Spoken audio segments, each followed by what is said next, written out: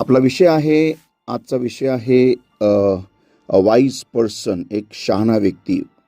अ wise person part 3, एक शहाणा व्यक्ती भाग 3 आज आपण पाहणार आहोत. आपण उघड्या नीतिसूत्रे ह्याचा 29ला काय म्हणतात, 29 29 ना, 29 वचन 11. Proverbs 29 verse 11.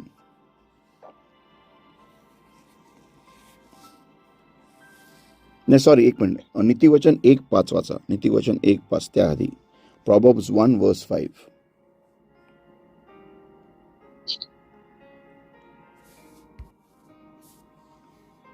ज्ञानवानाने ऐकावे आणि आपली विद्या वाढवावी आणि बुद्धिमानाने योग्य विचारांस पोहोचावे. ओके, इथे दिलेलं आहे ज्ञान. इथे ॲक्च्युली वाढावे नाही दिलेलं. A wise man will hear and will increase learning. एक शहाणा व्यक्ती जो असतो तो ऐकून आपले ज्ञान वाढवतो. ओके, तर याच्यामध्ये 2 भाग असतात की कोणाचं ऐकून. प्रश्न आहे कोणाचं ऐकून. तर सगळ्यात प्रथम जो शहाणा व्यक्ती असतो ना, त्याला एक सवय असते आणि ते म्हणजे तो देवाच्या यारे भयात वाढत असतो. आपण ते पाहिलं होतं. यारे भय म्हणजे ते भय की जे देवावरती प्रेम केल्याने निर्माण होतं. वेन वी लव्ह गॉड, त्यावेळेस ते भय निर्माण होत असतं. यारे प्रकारचं भय म्हणजे कोणतं, की मी देवाला खिन्न नाही पाहू शकत, मी असं कोणतंच कृत्य करणार नाही जेणेकरून माझा प्रभू खिन्न होईल. हे आहे यारे प्रकारचं भय. ओके, तर आपण हे दोन्ही भय पाहिलं होते, यारे आणि मोरा. ओके, तुम्ही प्रिव्हियस रेकॉर्डिंग ऐकू शकता. तर ज्यावेळेस आपल्यामध्ये यारे प्रकारचं भय असतं म्हणजे काय, आपले संबंध देवाबरोबरचे जवळीकतेचे असतात, प्रेमाचे असतात. म्हणजे प्रेमाचे असतात. हे बघा, एक लक्षात ठेवा, कधी पण ज्यावेळेस तुम्ही देवावर प्रेम करताना त्यावेळेस तुम्ही देवाच्या समागमात बसायला धावून पळून जाल. तुम्ही काही पण कराल, तुम्ही कोणाचाही त्याग कराल, कशाचाही त्याग कराल, तुम्ही काही पण करून तुम्ही देवाच्या समागमात बसायला वाटेल तो बलिदान, वाटेल तो त्याग करून तुम्ही तिथं हजर राहाल, उपस्थित राहाल. तर संत हो, तर शहाणा व्यक्ती जो असतो ना, तो ऐकेल आणि आपलं अँड विल इन्क्रीज लर्निंग, आणि त्याचं जे ज्ञान आहे तो वाढविल आणि तो वाढवणारच. It will happen. ओके, तर आता ज्यावेळेस हे होत असतं त्यावेळेस अजून एक गोष्ट त्या शहाण्या व्यक्तीमध्ये होत असते. ते आहे नीतिसूत्रे 29 आणि वचन 11. Proverbs 29 verse 11. Proverbs 29 verse 11 वाचा. परंतु सुज्ञान तो मागे आवरून ठेवतो. ओके, परत वाच. मूर्ख आपला सारा राग प्रकट करतो, परंतु सुज्ञान तो मागे आवरून ठेवतो. मूर्ख आपला सारा राग प्रकट करतो. ज्यावेळेस आपल्याला आपल्या रागावरती नियंत्रण नसतं, ह्याचा अर्थ आहे आपण मूर्ख आहोत. हे कधी नका विसरू. ज्यावेळेस आपण आपला राग नियंत्रणात नाही ठेवता येत आपल्याला, आपण फाडफाड बोलून जातो, फाडफाड अपमान करतो, फाडफाड भांडणं निर्माण करतो, नंतर पस्तावा करतो, तर भाग वेगळा. पण ज्यावेळेस आपण फाड करून बोलून जातो, फाड करून भांडणं सुरुवात करतो, त्याचा अर्थ आपण मूर्ख आहोत. का? कारण आपल्याला संयम हे जे पवित्र आत्म्याचं एक फळ आहे, हे अजूनपर्यंत आपल्या जीवनामध्ये तयार झालेलं नाही. अजूनपर्यंत ते त्याच्यावरती अजूनपर्यंत काम सुरू झालेलं नाही. बघा, लक्षात ठेवा, जेव्हा कधी पवित्र आत्म्याच्या तुम्ही फळामध्ये वाढता, तर त्यामधलं एक फळ आहे इंद्रिय दमन, म्हणजे संयम, म्हणजे पेशन्स आणि किंवा सेल्फ कंट्रोल. तर ते तुमच्यामध्ये तेव्हाच तयार होईल ज्यावेळेस तुम्ही आणि मी आपण देवाच्या समागमात बसण्याची आपल्याला सवय आहे. ज्यावेळेस आपण देवाच्या समोर बसतो, देवावरती प्रेम करतो, त्याच वेळेस ते फळ तयार होत असतं आपल्यामध्ये. फळ कधी पण उगवले जातात, हे कधी नका विसरू.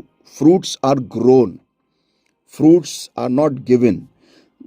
फळं हे वाढवले जातात, फळं दिले जात नाही. तर तसं दान दिले जातं तसं फळ दिलं जात नाही, फळ वाढवले जातात. तर ज्यावेळेस आपण देवावरती प्रेम करतो ना, ज्यावेळेस आपण देवाच्या समागमात बसतो, तर आपलं आपलं जे लर्निंग आहे, म्हणजे जे ज्ञान आहे ते तर वाढतंच आहे, पण त्याचबरोबर आपला राग पण नियंत्रणात राहतो. पुढे वाच, नीतिसूत्रे 12:16, प्रॉव्हर्ब्स 12:16. जो आपले द्रव्य वाढवण्यासाठी दारिद्र्याला पिडतो तो आणि जो धनवानाला भेटी देतो नाही, तोही दरिद्री होतो. नीतिसूत्रे 12:16. राग लालचाचा परत वाच.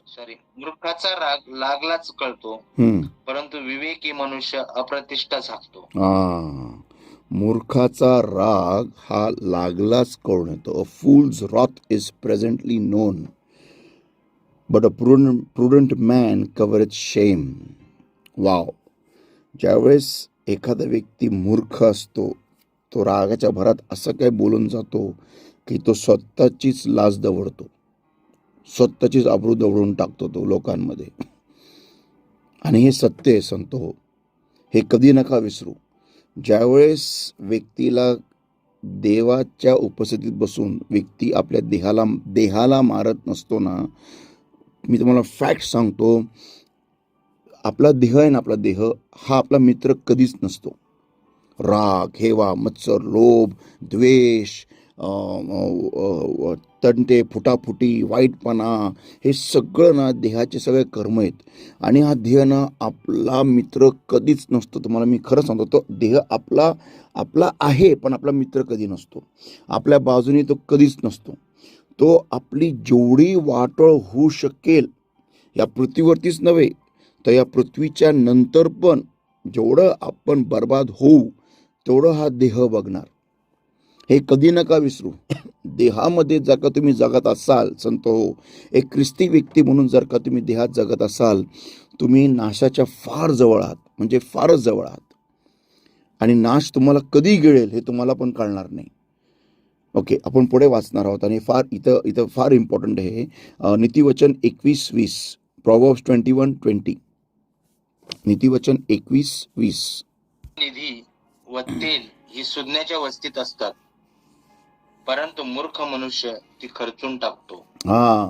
There is treasure to be desired and oil in the dwelling of the wise, but a foolish man spendeth it up. ज्यावेळेस आपण एका शहाण्या व्यक्तीच्या संपर्कात येतो, त्यावेळेस तुम्हाला दोन गोष्टी तिथं नेहमी आढळणार. एक म्हणजे ट्रेजर टू बी डिझायर्ड, म्हणजे असं खजिना की ज्याच्याकडून तुम्हाला असं वाटेल की यार मला हे हवं आहे, हा खजिना हवा आहे, हे माझ्यासाठी उत्कृष्ट आहे. त्याच्या मुखातून ह्या सगळ्या गोष्टी निघतील. आणि काय तर तेल. मला ह्या क्षणाला ज्या शहाण्या कुमाऱ्या होत्या ना, त्यांची आठवण येते. त्या 5 शहाण्या कुमाऱ्या आपण पाहतो की त्यांच्याकडे तेल होतं, ज्यादाचं तेल होतं. का होतं? कारण त्या शहाण्या होत्या.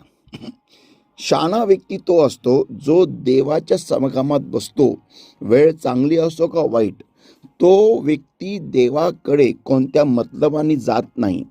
त्याचं उद्दिष्ट देवाकडे जाण्याचा ही कोणती गरज नसते. त्याचंही सकाळी उठण्याचा आणि देवाचा शोध करायचा उद्दिष्ट ही कोणत्या मुसीबतमुळे नसते.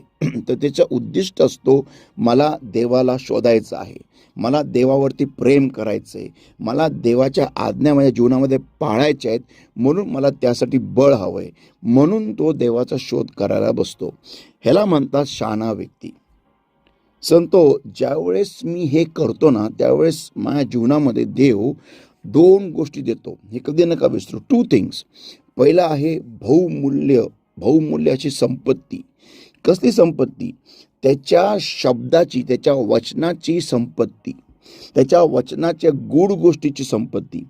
प्रगटीकरण, जे कोणत्याही सर्वसाधारण व्यक्तीला किंवा ख्रिस्ती व्यक्ती तो भले किती वर्ष ख्रिस्तामध्ये असो, त्याला ते कधी दिसणार नाही. मी तुम्हाला फॅक्ट सांगतो, त्याला ते कधीही दिसणार नाही. त्याच्यामध्ये गूढ गोष्टी, त्याच्यामध्ये रहस्य, त्याच्यामध्ये प्रगटीकरण त्या व्यक्तीला कधीही दिसणार नाही. पण तुम्हाला दिसेल. जर का तुम्ही शहाणे असाल तर देव तुमच्यासमोर वचनाचे खजिने उघडेल, वचनाचे आशय रहस्य उघडेल, जेणेकरून तुम्हाला तुमच्या जीवनामध्ये त्याचा उपयोग केल्यानंतर तुम्ही फार भरारीने वाढाल. तुमच्या म्हणजे ख्रिस्तात चालणारे पुष्कळ व्यक्ती आहेत, पण तुम्हाला मार्ग एवढा सोपा होईल ना, की तुम्ही म्हणाल यार मला हे प्रकटीकरण मिळाल्यानंतर माझं जीवन एकदम सफल झालं. म्हणजे मला जे काम मला करायला 3-3, 10-10 दिवस लागायचे, ते आज एका तासात पूर्ण होतं. म्हणजे जिथं मला यश मिळायला डोकं फोडायला लागायचं, तिथं काही शब्द बोलल्या झटक्यामध्ये मला कळतं की काय बोलायचं, काय नाही बोलायचं. हा खजिना आहे संतो. हा खजिना आहे आणि हा तुम्हाला देवाच्या वचनाद्वारे कळतो. हे प्रकटीकरण तुम्हाला देवाच्या वचनाद्वारे येतं की प्रार्थना नक्की कशी करायची आहे, देवासमोर जायचं कसं आहे, मग ह्या वचनाचा अर्थ काय लागला, अच्छा मग मी ह्या वचनातून माझ्या जीवनामध्ये मी कसं अनुकरण करू, ह्याच्याने माझा फायदा कसा होईल, हे देव तुम्हाला वचनातून दाखवेल. हे देव तुम्हाला वचनातून प्रकट करेल. मी तुम्हाला एक सिंपल उदाहरण देतो. आपण काही दिवसापूर्वी पाहिलं बायबल स्टडीमध्ये की आदाम हा देवावरती प्रेम करतच नव्हता. हे हे प्रकटीकरण आपल्याला आलं कसं? खजिना. ज्यावेळेस मी देवाच्या समागमात बसायला लागलो आणि ज्यावेळेस देव मला दाखवायला लागला की आदामाने मला जाणलंच नाही, हे मला कळालं कसं? कारण ज्या क्षणाला आदामाने कटिवेष्टने केली स्वतःसाठी अंजिराच्या पानाची, त्याच वेळेस मला कळालं की म्हणजे ह्याला देवाचा तो गुणधर्म माहितीच नव्हता की देव सर्वव्यापी आहे. देव सर्वीकडे एका वेळेस उपस्थित असतो. देव सर्व जाणणारा परमेश्वर आहे, हे त्याला माहितीच नव्हतं आदामाला. जरी माहिती असेल तरी तो विसरला. कारण जेव्हा आपण पाप करतो ना संतो, त्यावेळेस पाप करायच्या आधी आपलं मन भ्रष्ट होतं, हे कधी नका विसरू. ज्यावेळेस आपण कधी पण पापात पडणार असतो ना, त्यावेळेस आपल्याला येते दुर्बुद्धी. आणि दुर्बुद्धी ही असती, अरे जाऊ दे ना, कोण बघतो तुला, ही दुर्बुद्धी आहे. कोण बघो न बघो, स्वर्गात घेणारा व्यक्ती जो आहे परमेश्वर, तो तुला बघत आहे. आमेन. स्वर्गात तुला घेणारा जो आहे ना, तुझा निर्णय करणारा, तो आउट आहे का नॉट आउट आहे, हा निर्णय करणारा जो अंपायर आहे ना, तो तुला बघत आहे. तुला कोण मनुष्य बघो ना बघो, तुला लोक तुझ्याबद्दल काय बोलो ना बोलो, त्याचं काही महत्त्व नाही आहे. पण तुला स्वर्गात घेणारा, तू आउट आहे का नॉट आउट आहे, तुझ्या कामात यश तुला देणारा, तुझं योजना सफल करणारा, तुझ्या एका लहानशा परिश्रमाला मोठा धक्का देणारा, तो परमेश्वर जो आहे तो तुला पाहतोय आणि त्याच्याने सगळा निर्णय होणार आहे. म्हणून इकडं तिकडं पाहण्यापेक्षा अरे मूर्खा स्वर्गाकडे बघ. ही जी बुद्धी आहे ना, ही आदामाकडून गेली. कारण का तर त्याचं लक्ष देवापासून हटलं होतं. तो देवाला जाणण्यामध्ये वेळ घालवत नव्हता. तसंच आहे संतो, ज्यावेळेस आपल्या जीवनामध्ये ना एखादा व्यक्ती किंवा एखादी वस्तू किंवा एखादा आशीर्वाद जेव्हा आपल्याला मिळतो आणि ज्यावेळेस आपण त्या व्यक्तीला, त्या वस्तूला, त्या आशीर्वादाला जास्ती प्राधान्य देतो देवापेक्षा आणि त्याच्याच मागे पळत बसतो ना, त्यावेळेस आपली अवस्था आदामासारखीच होती. तर संतो, ज्यावेळेस आपण पाहतो की काय जेव्हाच मी देवाकडे जाऊन बसतो, प्रार्थनेला बसतो, जर का मी नुसतं गरजेसाठी गेलो ना, माझ्याकडे काही नसणार आहे. म्हणजे जेव्हा मी तोंड उघडील ना, माझ्या मुखातून काहीच नाही येणार, सगळे शब्द देहाचे येतील. कारण मी फक्त गरजेपोटी जातोय. मला आजार आहे म्हणून मी प्रार्थनेला बसलो, माझ्या घरामध्ये प्रॉब्लेम आहे म्हणून प्रार्थनेला बसलो, माझी एक गरज पूर्ण होते म्हणून प्रार्थनेला बसलो, मला बरं व्हायचं आहे म्हणून प्रार्थनेला बसलो, मला आर्थिक समस्या म्हणून प्रार्थनेला बसलो. देवाला शोधायला नाही, मला बरं कर. अरे देवावर प्रेम करायला नाही, पहिलं मला बरं कर, पहिलं मला नीट व्हायचं आहे, पहिलं मला आशीर्वाद पाहिजे, पहिलं मला हे पाहिजे. अरे देवाला शोध, तू आपाप बरा होशील. तू देवाच्या मागे लाग, आपाप बरा होशील. ती रक्तस्रावली स्त्री, तिने हे नाही म्हटलं की प्रभू तू मला स्पर्श कर, नाही, ती प्रभूच्या जवळ गेली, प्रभूला शोधायला जवळ गेली, प्रभूच्या वस्त्राच्या काठाला स्पर्श करायला तिने जीवाची आटापेटा केली आणि तिने काठाला स्पर्श केल्या ती बरी झाली. संतो, आपल्याला कळलं पाहिजे की ज्यावेळेस आपण प्रार्थनेला बसतो, आपला उद्दिष्ट एकच पाहिजे, आणि ते म्हणजे मला देवावर प्रेम करायचं आहे, मला देवाला शोधायचं आहे, मला देवाच्या आणखीन जवळ जायचं आहे. कारण ज्यावेळेस तुम्ही ही अशी प्रार्थना कराल ना, त्यावेळेस तुम्हाला खजिना मिळेल, खजिना. आणि हा खजिना जो असतो ना, ह्याची तुलना तुम्ही कोणाबरोबरही करू शकत नाही, कोणाबरोबरच करू शकत नाही. तुम्हाला मी एक सांगतो, 3 गोष्टी कधी तुम्ही ह्या जगात विसरू नका. 3 गोष्टी. एक आहे की तुम्हाला जे ज्ञान आहे, नॉलेज, हे नॉलेज आहे ना तुम्हाला म्हणजे दिस इज अ गेम चेंजर. तुम्ही कोणतंही काम करत असाल त्या कामामध्ये तुम्हाला जर का देवाने नॉलेज दिलं ना तर तुम्ही तुमच्या सगळ्या कॉम्पिटिशनच्या वर जाल झटक्यामध्ये. पहिली गोष्ट. दुसरी गोष्ट तुमच्या मुखातून निघणारे शब्द. कधी कधी आपला उद्दिष्ट फार चांगला असतो पण आपण असं काय बोलून जातो की त्याच्यामुळे आपण डोकं आपटत बसतो. हे कधी नका विसरू. पहिलं आहे ज्ञान, दुसरं आहे तुमच्या मुखातून निघणारा खजिना म्हणजे तुमच्या मुखातून निघणारे शब्द. तुम्ही जेव्हा बोलाल ना भले तुम्ही कोणाला ओरडत असाल पण तुमच्या ओरडण्यामध्ये पण समोरच्याला असं जाणवेल की तुम्ही त्याच्यावरती प्रेम करत आहात. तुम्हाला तो व्यक्ती आवडतो, तुम्हाला तो व्यक्ती अतिशय महत्त्वाचा आहे. हो, ह्याला म्हणतात युजिंग युअर वर्ड्स राईट. तुमचे शब्द योग्य तऱ्हेने वापरणं हे एक देवाकडून आलेलं एक दान आहे. दिस इज व्हेरी इम्पॉर्टंट. मी तुम्हाला सांगतो मी अनेक लोकांना ओळखतो ज्यांचे उद्दिष्ट फार चांगले होते पण ते असे काय तोंडातून बोलून गेले की त्यांनी त्या लोकांना गमवलं कायमचं. आणि तिसरं आणि सगळ्यात महत्त्वाचं तुमच्या कोणत्याही कामाला यश येणं. म्हणजे तुम्ही काही जरी काम केलं त्याला यश येणारच, तुम्ही हायलाईट होणारच, तुम्ही उंच केले जाणारच. हे एक देवाकडून हे खजिने आहेत जे तुम्हाला मिळतात ज्यावेळेस तुम्ही देवाच्या समागमात जाऊन बसता. देवावरती प्रेम करायला, देवाला ओळखायला, देवाला जाणायला, त्याच्या शब्दाला उघडता देवाला जाणायला, देवावरती आणखीन प्रेमामध्ये पडायला. हा तो खजिना आहे.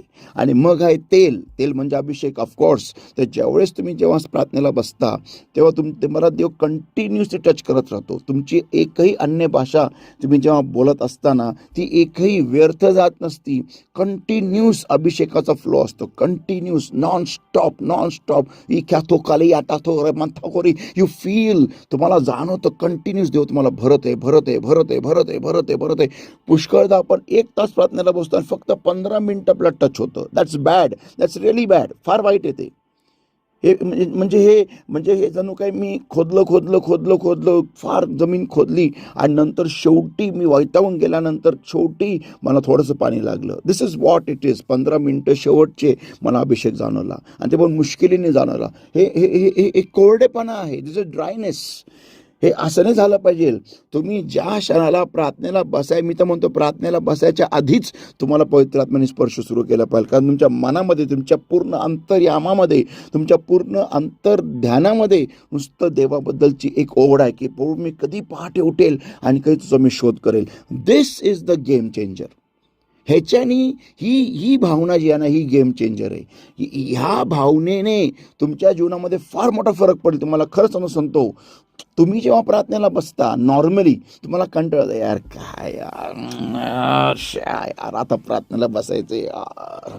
आणि जरी तुम्ही प्रार्थनेला बसला तरी पण मग वचन समजत नाही. वचन वाचायला लागलं की डोलके यायला लागतात. अंगाला असं अरे यार कंटाळ येतो. बस झालं 15 वचनं वाचले बस झालं मला काय कळतच नाही. का कळत नाही? कारण तुम्ही देवाला जाण्याला वचन वाचतच नाहीये. एक तुम्ही ख्रिस्ती आहात म्हणून वाचताय, एक मरणाचं भय म्हणून वाचताय, स्वर्गात जायचं एक चिंता आहे म्हणून वाचताय. असं नका. This is not a Christian life. ह्याला ख्रिस्ती जीवन म्हणत नाही. सॉरी, तुमचाच फुगा मी फोडतो. ह्याला ख्रिस्ती जीवन म्हणत नाही. म्हणून ज्यावेळेस तुम्ही मरत असता तुम्ही घाबरलेले असता आणि जेव्हा तुम्ही मरत असता तुमचे घरचे पण घाबरलेले असतात आणि जेव्हा तुम्ही जाता तेव्हा तुमचे घरचे रडतात. का रडतात? त्यांना माहिती आहे की हा गेलाय की नाही काय माहिती नाही आता स्वर्गात. ह्याला ख्रिस्ती जीवन नाही म्हणत संतो. दिस इज हे कसे माहिती आहे का? म्हणजे आता आपण म्हणू शकतो आपण आपला आता आलोय तर आलोय, बनी तो बनी नाही तो अब्दुल कनी. हे असा प्रकार आहे आपला. ह्याला असं अशा जीवनासाठी येशू ख्रिस्त पृथ्वीवरती नाही आला.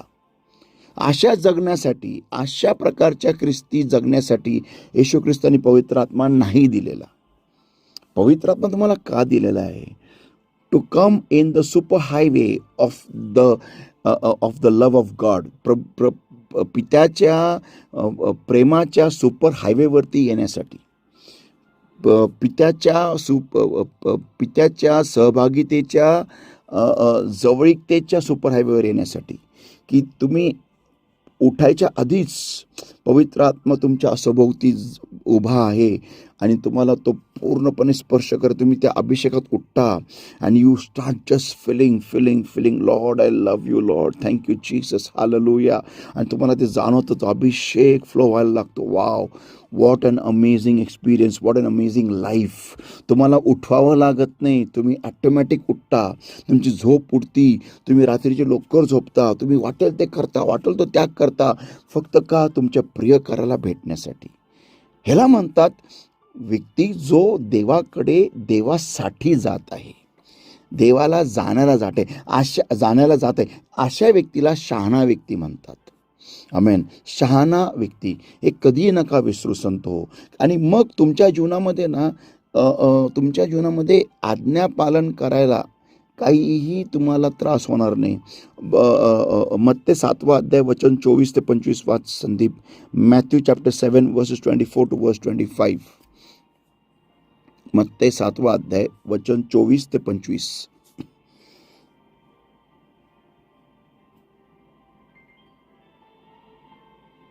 म्हणून जो कोणी हे माझे शब्द ऐकतो आणि त्याप्रमाणे करतो तो एका शहाण्या माणसासारखा होईल. हा. त्याने आपले घर खडकावर बांधले. हम्म. मग पाऊस पडला व पूर आले, वारेही सुटले आणि त्या घरास लागले, तरी ते पडले नाही, कारण त्याचा पाया खडकावर घातला होता. आणि जो कोणी हे माझे शब्द नाही, बस ऐकून- बस बस बस बस बस बस बस हे बघा, जो कोणी माझे शब्द ऐकतो व त्याप्रमाणे करतो तो एका शहाण्या व्यक्तीप्रमाणे होईल. वाव. म्हणजे माझे शब्द ऐकतो आणि त्याप्रमाणे करतो म्हणजे नुसतं ऐकणं नव्हे तर त्याप्रमाणे करणं. आणि हे कोण करतं? त्याचं प्रेम येशूवरती आहे. ह्याला म्हणतात शहाणा व्यक्ती. आमेन. शहाणा व्यक्ती. आणि तुम्हाला मी एक अतिशय खतरनाक डेडली वर्स देते. मॅथ्यू 25 मत्ते 25 उघड संदीप. हा लास्ट पार्ट आहे वाईस पर्सनचा. मत्ते 25 आणि वचन 8 आणि 9.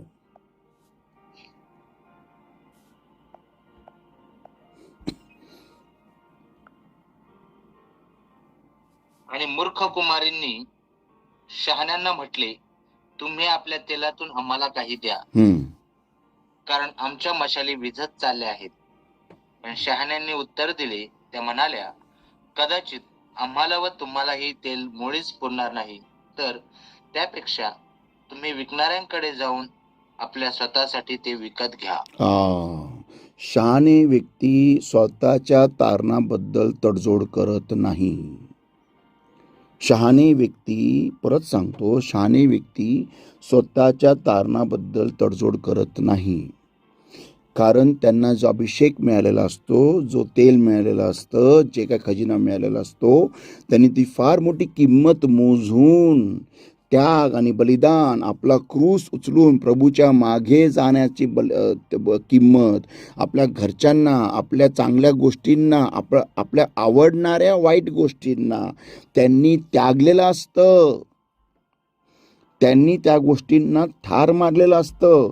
आवडतं फार, माहिती आहे, फार आवडतं, पण चुकीचं आहे देवाच्या नजरेत, म्हणून त्यांनी ते सोडलेलं असतं त्यांच्या जीवन काळामध्ये, एवढ्या वर्षामध्ये.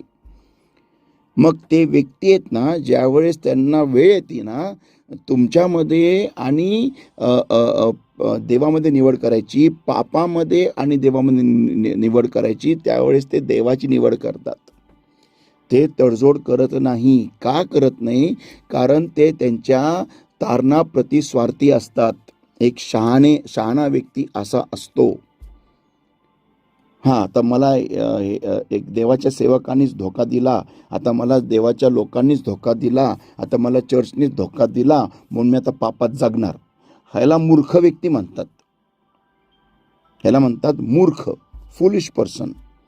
पण जो व्यक्ती शहाणा असतो ना, मग कोणी धोका देऊ का, मला लोका देऊ का, टोपा देऊ, काय पण देऊ, मी माझं तारण गमवणार नाही.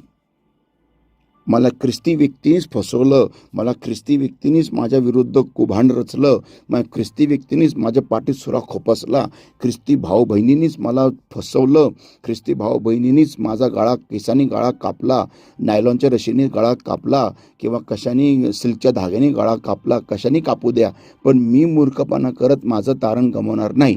कारण हे तारण मिळवण्यासाठी आणि तारण टिकून ठेवण्यासाठी मी फार गोष्टी गमावल्या, मला पुष्कळ गोष्टीचा त्याग बलिदान करावा लागला. मी अनेक तासनतास मी देवाच्या समागमात बसलेलो आहे. म्हणून ह्या लहानशा एका दुर्घटनेमुळे मी माझं तारण, माझा अभिषेक, माझं तेलाचा साठा मी गमावणार नाही. एक शहाणा व्यक्ती. So God bless you everybody. Have a great day. आपण पुन्हा उद्या भेटूया सकाळी 6 वाजता.